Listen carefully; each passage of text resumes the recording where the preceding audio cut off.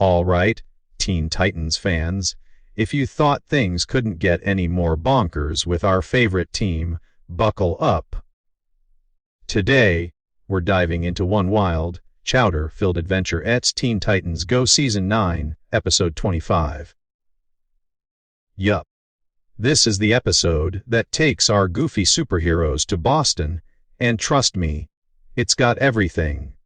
History lessons, food fights, creepy catacombs, accidental respawning, and more cream than you can imagine.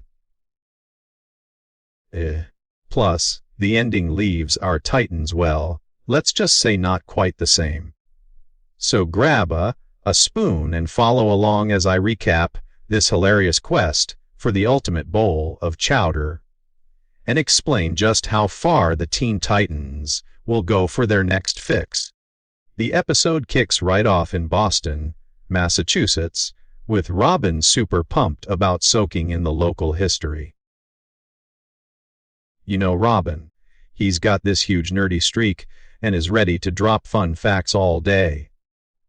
But the rest of the Titans? History lesson? Nope. They're here for one thing, the legendary Boston clam chowder. Cyborg's already chowing down his 10th bowl, and everyone else is caught up in the frenzy. The team's banter is on point. Cyborg's all in on the creamy goodness.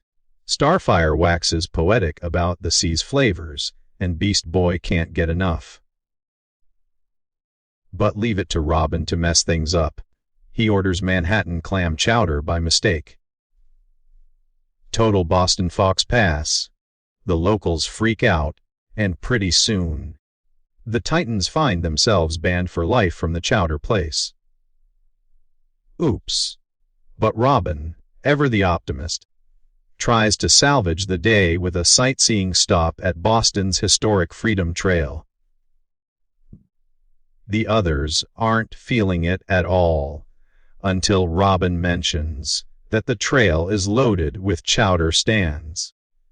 History suddenly becomes way more interesting. And so, the adventure really starts rolling, punctuated by non-stop slurping and chowder obsession. Robin tries to teach them about the origins of chowder. Turns out, the humble potato might have kicked things off. There's even talk of British chowder being dumped during the Revolution, which the Titans treat as a crime against all that is tasty. Raven spots some mysterious runes nearby and deciphers them with a heavy Boston accent. Apparently, the catacombs beneath Boston hide the legendary first pot of chowder. Made. Anyone who gets it wins unlimited chowder for life. Sounds like a dream, except for one catch.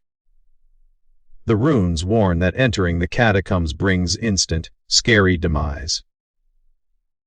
Yikes. The Titans aren't sweating it yet. Cyborg jokes about wishing they could respawn like in video games. That's when Robin gets an idea. They need help from Deadman, a trapeze artist and fellow ghost whose powers let him possess people. Robin pulls off a summoning ritual and Deadman appears, offering his sarcastic Boston wisdom. The Titans beg him to help them cheat death in the catacombs, but Deadman can't revive people. His power's possession, not resurrection. He's got a little something, though, crystallized Lazarus resin, which allows for respawning, kind of like those video game extra lives. Big catch, though, each time you use it, you get a little more messed up.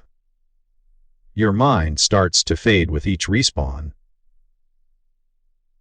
Are the Titans deterred? Nope. Even Deadman's warnings barely faze them. All that matters is that next bowl of chowder. And after invoking the Code of Acrobats, a running gag about trapeze loyalty, Deadman reluctantly agrees to help. From here, the quest cranks into high chaos mode. The Titans start burning through lives in Boston's deadly catacombs, dodging giant lobster monsters seriously, fighting off magical traps, and growing increasingly loopy each time the Lazarus resin brings them back. It doesn't take long for the Chowder, hungry crew to lose basic memory. What's my name again? Wonders Cyborg, and devolve into total silliness, walking with exaggerated baby steps and chasing every shinny rock that catches their eye. Deadman's getting more frustrated with every resurrection. Not only do the Titans not remember him, but they can barely remember where they are or why. All that keeps their minds ticking is an undying need for Chowder. Still, Deadman pushes them onward through the wintry catacombs. Cue Starfire's confusion about Snow, which she thinks is trying to eat her, across obstacles like the Lake of Boston cream pie filling, which is just as hazardous as quicksand. The Titans, minds now reduced to one-track nonsense, leap in anyway, nearly drowning. Finally, the moment arrives. They stagger and fumble their way to the legendary first pot of chowder. They're on the verge of victory, but completely mentally fried. They can barely string together words, babbling about cha-chow-dada and making fart noises. But they've made it. Of course, one last monster pops up to get them, but Deadman handles it himself, grumbling about their soft-headed goofs. The pot is theirs, but Deadman warns, "Your brains are completely fried, but at least you've won unlimited chowder for life." While the Titans prance and celebrate, squawking words like "Oda," Deadman surrenders and walks away, leaving our heroes looking more like giddy toddlers than mighty crime fighters. So what's really going on here under all the jokes? At face value, it's a parody of obsessive quest stories and video game respawning. Each time the heroes come back to life, their personalities dissolve a bit more. The Titan's sense of self is gradually consumed by their single, ridiculous goal at unlimited chowder. As always, the show turns a simple premise into wild slapstick, with a clever take on Boston culture, food snobbery, historical lore, and a ton of jokes about gaming and superhero powers. But there's an extra layer to the ending. The team technically succeeds. They get unlimited chowder, but they've paid the price in their own mental sharpness.